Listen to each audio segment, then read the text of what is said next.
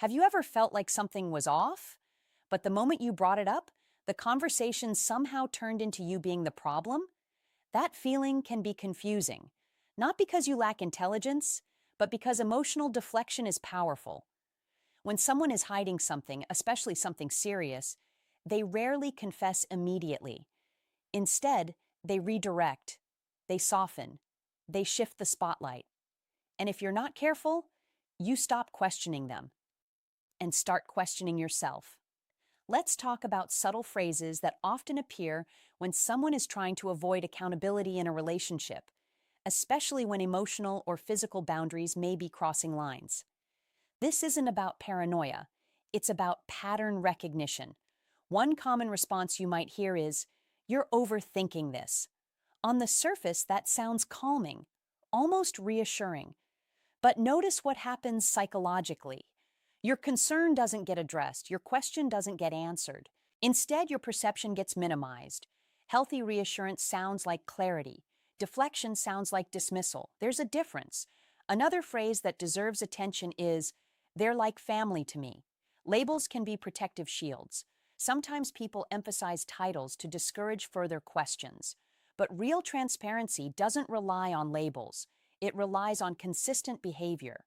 If a connection truly has appropriate boundaries, those boundaries are visible in actions, not just defended with words. Pay attention to energy. Does the dynamic match the description? That's what matters. You may also hear, "Why don't you trust me?" This one is powerful because it flips the emotional burden onto you. Instead of exploring the concern together, the focus shifts to your loyalty. But trust is not demanded. Trust is demonstrated. In a secure relationship, both people are open to discussing discomfort without turning it into an accusation. When a conversation becomes about defending character instead of clarifying behavior, something important is being avoided. Another subtle phrase is, "It's not what it looks like." This usually appears when something has already been observed. Maybe it was a message, a moment, an interaction that felt too close. Instead of a clear explanation, ambiguity is offered. Ambiguity buys time. Clarity builds security. When someone is innocent and emotionally aligned with you, explanations are calm, consistent, and transparent. They don't rely on urgency or emotional pressure. You might also notice statements like, "We just connect really well." Emotional connection is powerful, and emotional intimacy often forms before physical lines are crossed. If someone is investing significant emotional energy into another person, especially in private, that's not something to ignore. Relationships thrive on emotional priority. If you feel like you're slowly being replaced in that emotional space, that feeling deserves calm reflection, not shame. Sometimes the deflection becomes sharper. "You're just insecure." That's a personal attack disguised as feedback. In healthy communication, concerns are addressed. They aren't weaponized. If you bring up a specific behavior and the response becomes a critique of your personality, the conversation has shifted away from resolution. Healthy partners don't punish vulnerability, they protect it. Another pattern to observe is when your concerns are framed as making things awkward or causing drama. If something feels inappropriate to you, you're allowed to voice it. Respect isn't dramatic. Boundaries aren't insecurity. When someone tells you not to make it weird, ask yourself quietly, is this actually normal behavior, or am I being conditioned to accept something uncomfortable? You may also hear broader statements like, "You don't listen to me." Now, sometimes that concern is valid. Communication requires effort from both sides. But if this phrase appears specifically when questionable behavior is being discussed, it may be a justification mechanism. People sometimes rewrite narratives to reduce their own guilt. Instead of admitting misalignment, they explain it away as unmet needs. The key difference is timing. Is the complaint consistent and unrelated to the suspicious pattern? Or does it appear exactly when accountability is requested? Patterns matter more than isolated words. One more subtle tactic is group deflection. Instead of addressing a specific individual you're uncomfortable about, the focus shifts to an entire friend group.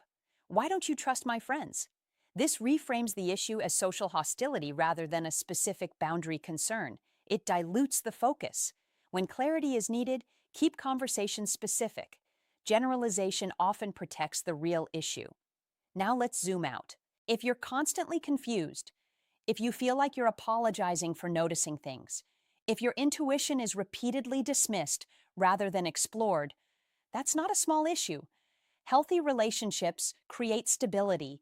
You shouldn't feel like you're solving a puzzle just to feel secure.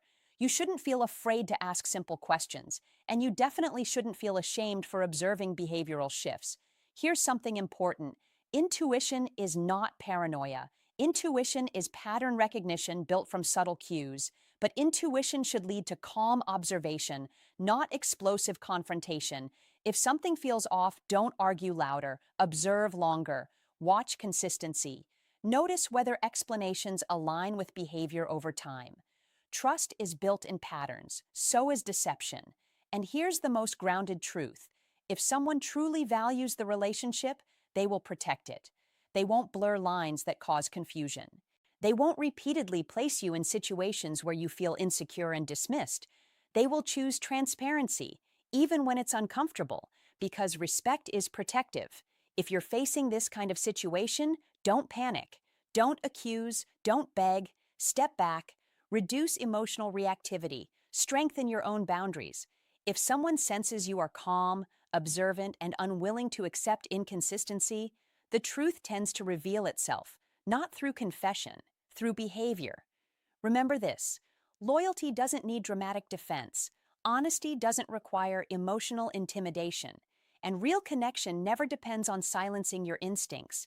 You are allowed to expect clarity, you are allowed to expect alignment, and if you consistently feel like you're being replaced emotionally, dismissed verbally, or confused intentionally, it may not be insecurity, it may be misalignment. At that point, the question is no longer, are they hiding something? The question becomes, does this dynamic honor my self-respect?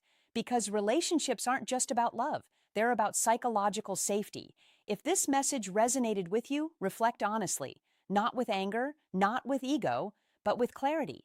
Observe patterns, protect your peace, and remember, a relationship that requires you to ignore your instincts to keep it alive is not a secure one. You deserve consistency, you deserve transparency, and above all, you deserve a connection where questions lead to answers, not deflection.